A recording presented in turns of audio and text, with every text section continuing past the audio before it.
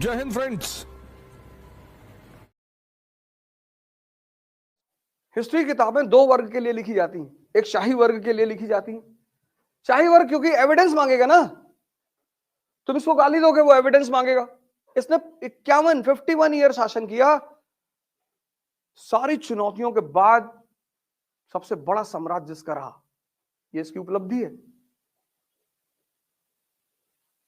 इतनी चुनौतियां, सारे फ्रंट पे चुनौतियां। एक विद्रोह का सामना नहीं कर रहा था, multiple Sikh revolt, Jat revolt, Maratha revolt, Bundela revolt, Afghani revolt, चारों तरफ रिवोल्ट। 22 साल दक्कन में बैठा हुआ है, डेक्कन महाराष्ट्र, लेकिन इसके साम्राज्य पर कोई असर नहीं पड़ा। ये इसकी उपलब्धि है। तो यू प्रिपेयर, अगर तुमने इसे मुसलमान की तरह देखा तो इसकी जो गलतियां हैं वो तुम निग्लेक्ट कर दोगे, और अगर तुमने इसे हिंदू की तरह देखा तो इसकी जो अचीवमेंट है वो तुम मिस कर दोगे, और दोनों इंपॉर्टेंट है।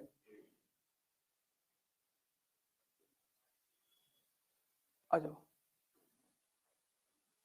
शायद ये अपने समय को समझ नहीं सका। समय को समझना कभी कभी आप नहीं समझते हो, लेकिन आप इतने समझदार होते हो कि आप अपने साथ समझदार लोगों को रख लेते हो। अकबर को देखो, 9 रत्न है उसके पास, 9 ज्वेल्स, और एक से एक। अगर आप नहीं सोच पाते हो बहुत ज्यादा अच्छा, तो बहुत समझदार लोगों को अपने साथ रखो।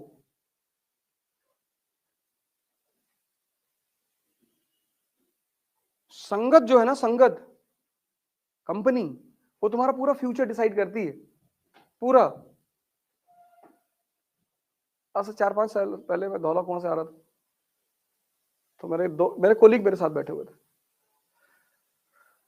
रात का टाइम था, 10 साढ़े 10 बज रहे थे इंडिया गेट पे। क्या हम लोग बुजुर्ग हो गए हैं? मैंने गाड़ी रोकी, बोला उतरो। क्या क्यों? अरे मैंने कहा उतरो, दरवाजा बंद करो। चले गए, आज तक बात नहीं की। मान लो कोई थॉट सबकॉन्शियस में आके बैठ जाए तो। कैंसर का पेशेंट पता क्यों मरता है? जो भी उससे मिलने आता है वो अपने मुंह पे लिख के लाता है कि तुम मरने वाले हो। हाँ, ये मेन वजह है कैंसर के पेशेंट की। कैंसर इतना खतरनाक नहीं है, लेकिन वो जो भी मिलने आता, जो भी, एक तो जिसने सुना आधा तो वो वहीं मर गया, और फिर जो मिलने आ रहा एवरी डे। और अगर तुम लगातार सोचते रहो, जैसे आज हार्ट अटैक का एक और फॉर्मूला आया है कि लोग बहुत कॉशियस हो जाते हैं। जैसे फेसबुक यूट्यूब पे बड़े सारे बात है ना कि हार्ट अटैक के सिम्टम, और जब तुम किसी बीमारी के सिम्टम पढ़ते हो तो तुम्हें लगता है कि तुम्हारे अंदर है, पढ़ लिया सिम्टम, और सिम्टम डीप सबकॉन्शियस में चला गया, और थॉट मजबूत हो गई रात में कि लेफ्ट हाथ में दर्द हो रहा है, सीने तक आ रहा है, निकल गए। जो भी बोलेंगे हम, जो भी हिस्ट्री।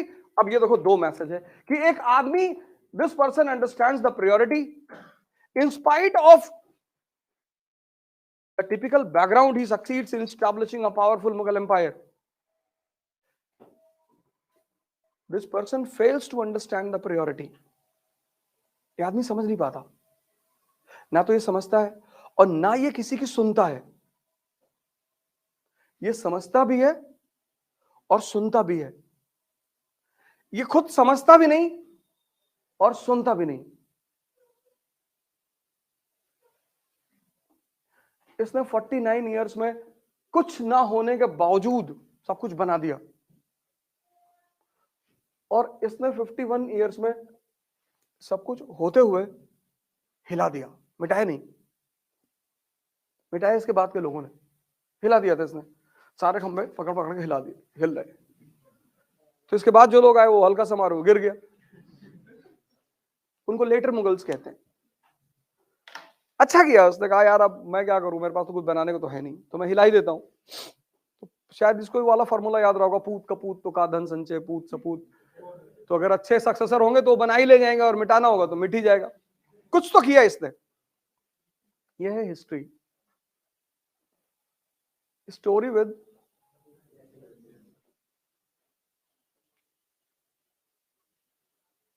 लेकिन हिंदुस्तान के युवा को पता नहीं, वही व्हाट्सएप यूनिवर्सिटी का पढ़ा हुआ है।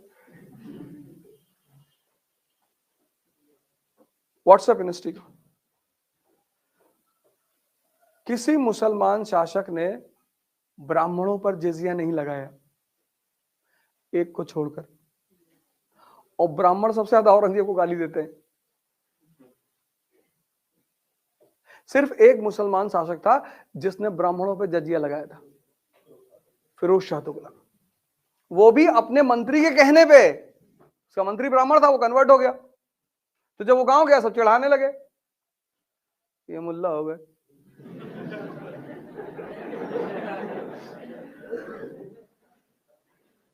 उसको लग गई कि वे चिढ़ा रही है हमको।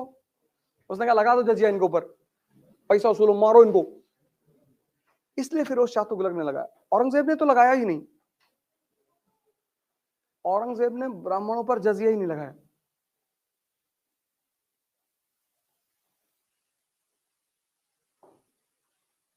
हल्दी घाटी की लड़ाई हिंदू मुस्लिम की लड़ाई है। राणा की तरफ से जो उसका तोपची है ना, आर्टिलरी मैन हाकिम खान सूर,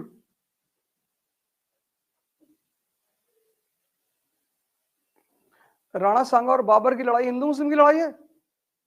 राणा सांगा की तरफ से 4-4 मुसलमान सरदार लड़ रहे हैं, हसन खां मेवाती, महमूद लोदी।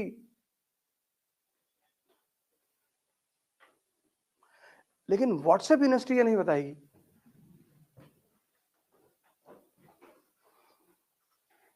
मैंने कहा ना 10th के बाद लोगों ने हिस्ट्री पढ़ी नहीं। 95% इस कंट्री का लड़का उसमें चला गया साइंस में। उसको नौकरी करनी थी तुरंत, मेडिकल की तैयारी करनी थी, डॉक्टर बनना था और इंजीनियर।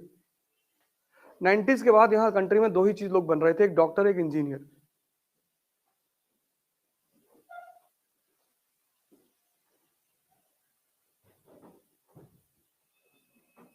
हिस्ट्री उन्होंने छोड़ दी। लिबरलाइजेशन के बाद बड़ा जबरदस्त नौकरी भी मिल रही थी दोनों को। फिर 2008 में डिप्रेशन आ गया, फिर सब भागे यूपीएससी की तरफ। ये यूपीएससी का जो बूम है वो 2008 के डिप्रेशन से जुड़ा हुआ है। नौकरियां खत्म हो गई ना, नौकरियां खत्म होने लगी। कि आईटी कानपुर के लड़कों को लगा कि हम जब 15 घंटा पढ़ ही लेते हैं तो एक राउंड और।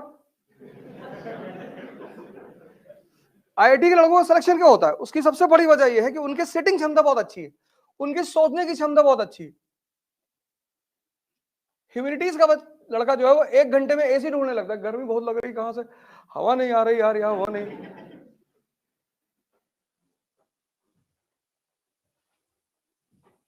उसको पिक्चर हॉल में बैठा दो, वो 6 घंटा बैठा रहेगा वहां, ना उससे गर्मी लगेगी, ना ठंडक लगेगी, ना भूख लगेगी, ना प्यास लगेगी, बैठा रहेगा वो। बस उसके चॉइस की मूवी होनी चाहिए। लेकिन पढ़ाई में वो सब कुछ देखता है कि कमरे का यार कलर ठीक नहीं है यार, ये बड़ा दबा सा कलर है, उत्तेजना नहीं पैदा होती।